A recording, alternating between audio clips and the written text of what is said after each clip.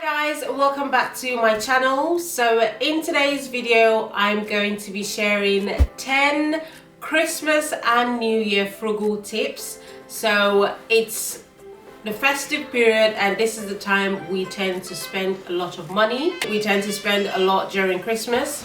So in today's video I'm going to be sharing 10 frugal Christmas and New Year tips, or you can call them hacks, so what you can do to stay within your budget and just make sure you're not spending or doing the most. I do love watching this kind of videos, just getting other people's ideas, picking other people's brains on how to stay within my budget. If this is something that you're interested in, please carry on watching. So tip number 1, participate in Secret Santa. So do Secret Santa, and when you're doing the Secret Santa, make sure to set a budget.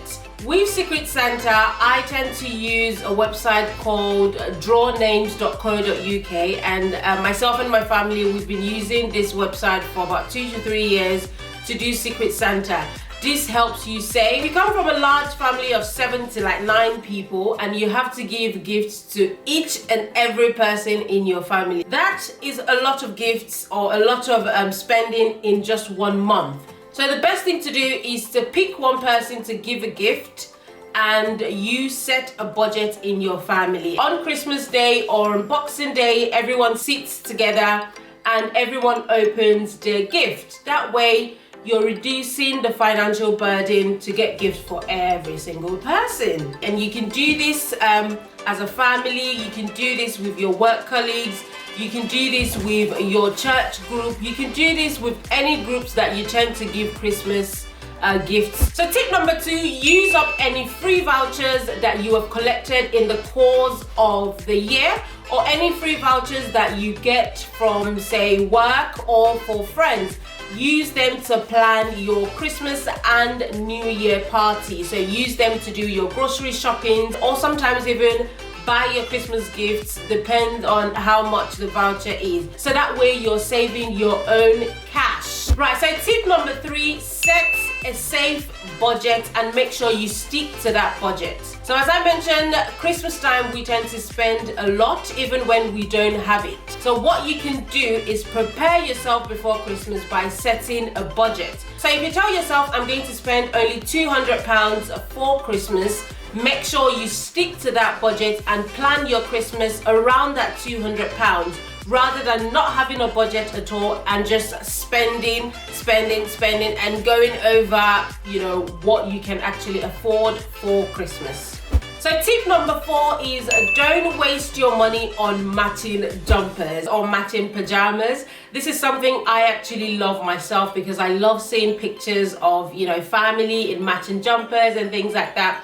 But I realized they are actually a waste of money, because those matching jumpers or pajamas, for children it could be about £9 for one, and for adults it could be about £22 to £25 for one. And if you come from a large family, £25 times 7 people, £9 times, say if you have like 5 children in the family, that's a lot of money for an outfit you're going to wear for just a couple of hours, and then you're going to dump it, and next year will come and you buy another one and do the same thing again. So that's a waste of money. So save your money and don't get tempted to do matching jumpers or matching pajamas. Tip number 5 is plan Christmas budget on your November income. Your Christmas budget, try as much as possible to make it come out from your November income. So this way, when you get paid in December, you get to keep your December money, knowing that you've already budgeted your Christmas spending on your November income. That way you're not stressed, you don't have so much financial stress on yourself. If you have to do it by, say, cutting down on your November shopping so you can plan for Christmas, then go ahead and do that. But if you can plan your Christmas shopping or your Christmas budget, gift giving in your November income, in December you would have eased yourself from any stress. You would even be able to do your shopping a lot earlier rather than waiting till when you get paid in December. So tip number 6 is don't keep gifts that you don't need. So Christmas period, people tend to give different kinds of gifts, and sometimes we're tempted by gifts because of their packaging and what's actually inside it. We don't need it. So if you get gifts like that that you don't actually need, give them as a gift to someone who you know would actually make use of that item.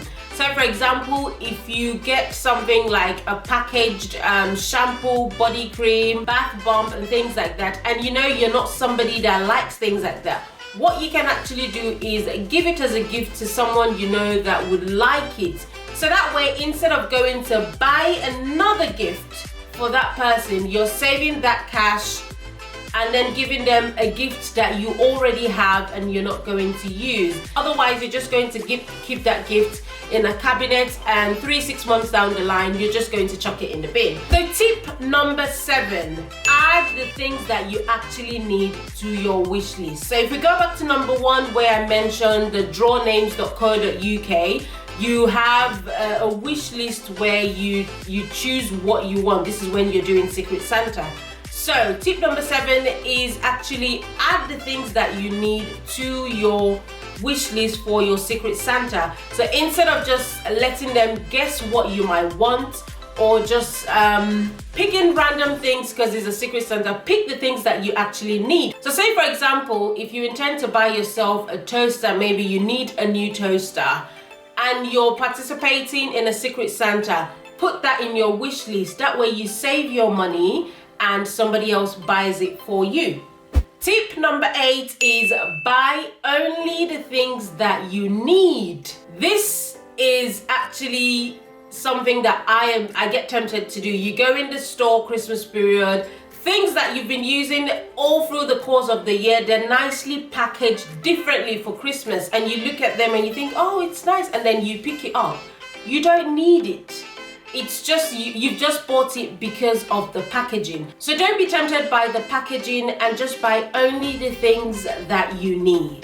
So tip number 9 is whatever food is left over from your Christmas and your New Year party, before they spoil and you have to chuck it away, pack them in little takeaway plates and then use them as packed lunch for when you go back to work.